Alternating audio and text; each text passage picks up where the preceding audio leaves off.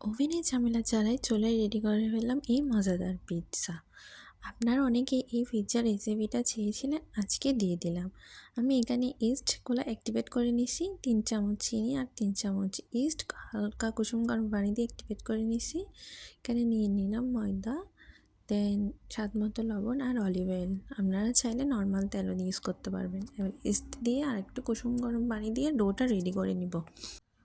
ডোটা আগে ভালো করে মথে তারপর আমি 1 ঘন্টায় রেস্টে রেখে দেব। 1 ঘন্টা রেস্টে রেখে দেওয়ার পর আমার ডোটা ভালোভাবে রেডি হয়ে যাবে।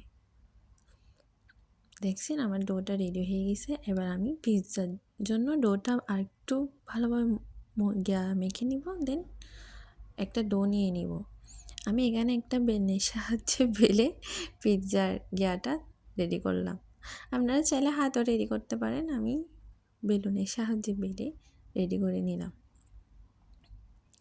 আমার সহজের জন্য আর কি। আপনাদেরও সুবিধার্থে আপনারা করতে পারেন। এবার আমি একটা ওই তাওয়ায় নিয়ে নিব। এবার দিয়ে দিব এখানে আমার মন মতো sauce, tomato sauce, sauce sauce and mayonnaise. এগুলো সব মেয়োনিজটা আমি ঘরেই রেডি করছি। এখানে দিয়ে দিব চিকেন কোট। এটা আমি দিই নাই, আপনারা যদি চান এটার রান্নার রেসিপিটা দিতে অবশ্যই দিয়ে দিব। আমি এখানে দিই নাই। এই চিকেন কোটটা আমি রেডি করেছিলাম। এই একটা চিকেন কোট দিয়ে আমি এই পিৎজা অ্যান্ড বন বানিয়েছিলাম। আপনারা যদি বনের রেসিপিটা চান অবশ্যই দিয়ে দেব। এখানে দিয়ে দিলাম পেঁয়াজ আর ক্যাপসিকাম। এগুলো আমি হালকা তেলে সটে করে নিয়েছি ব্ল্যাক পেপার আর লবণ দিয়ে। দিয়ে দিলাম চিকেন সসেস আর উপর থেকে দিয়ে দিলাম অরিগেনো, চিলি ফ্লেক্স। এবার চুলায় দিয়ে দেবো, এই স্ট্যান্ডটা দিয়ে চুলায় বসিয়ে দিব।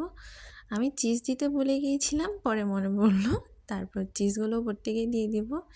দেন আমি কিছু সময়ের জন্য রেখে দিব। বেশি সময় লাগে নাই, এই ধরুন 20 মিনিট সময় লেগেছে আমার পিৎজা রেডি। অবশ্যই জানাবেন কেমন হলো পিৎজাটা। কমেন্ট করতে ভুলবেন না কিন্তু। আল্লাহ হাফেজ।